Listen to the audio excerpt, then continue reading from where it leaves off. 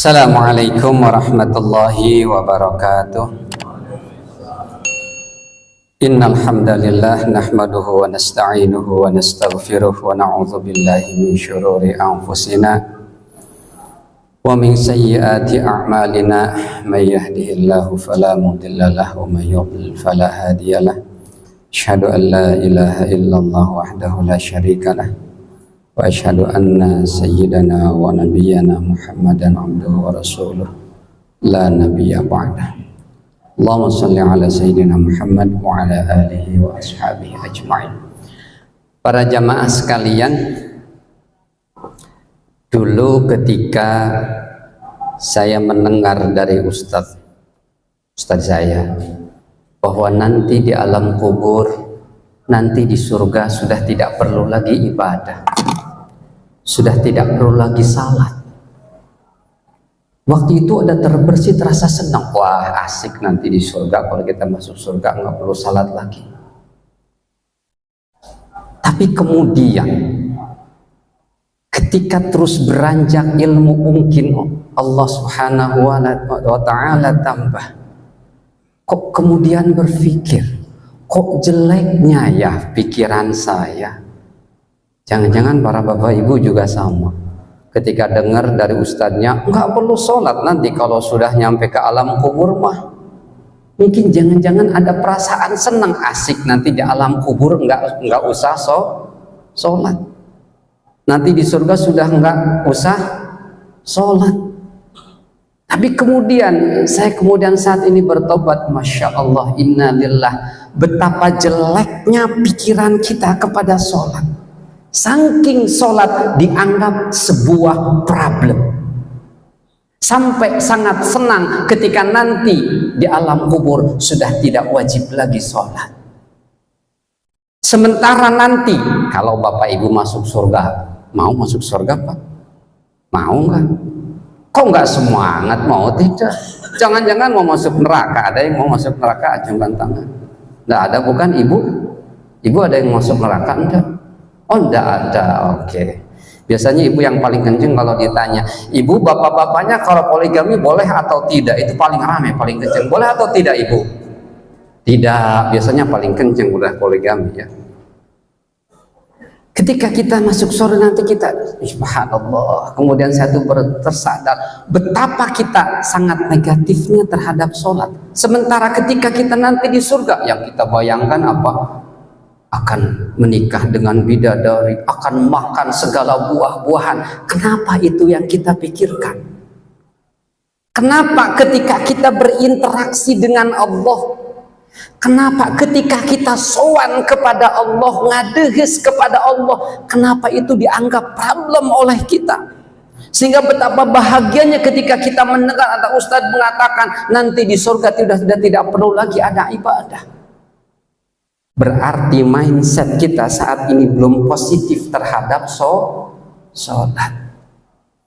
Padahal ada loh pak, dalam kisah itu ada sahabat Nabi yang meninggal duluan dan dia punya cita-cita, nanti kalau saya masuk alam kubur pun saya mau tetap sholat.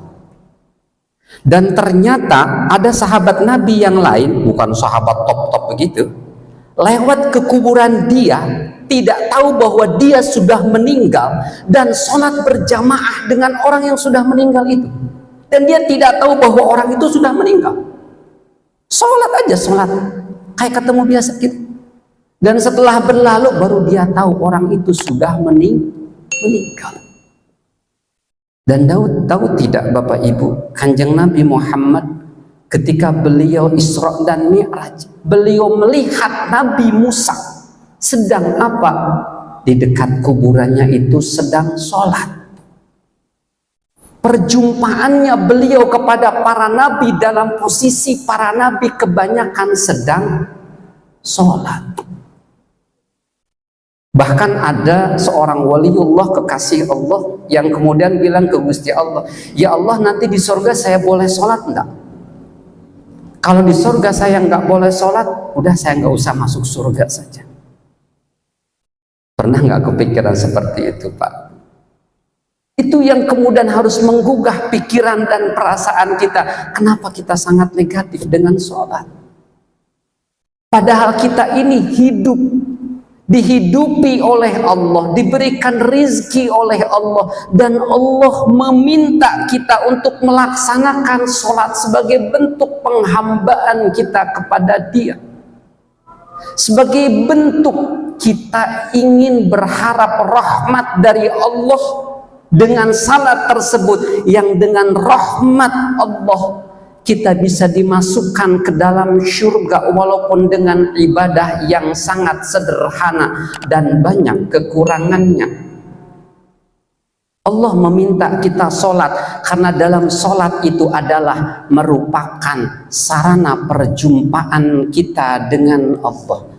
Wasta'inu bis-sabri was-shalah wa innaha lakabiratun illa 'alal khashi'in alladzina yadhunnuna annahum mulaqu rabbihim wa annahum ilaihi raji'un.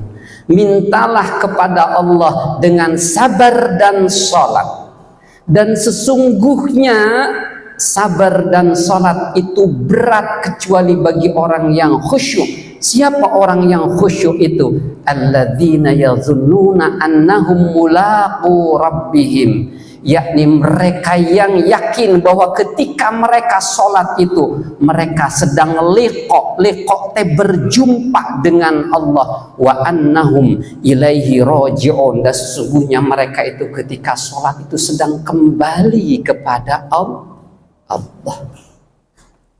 Pertanyaan besar Bapak Ibu yang patut kita renungkan, apakah sampai saat ini kita menganggap sholat ini sebagai masalah?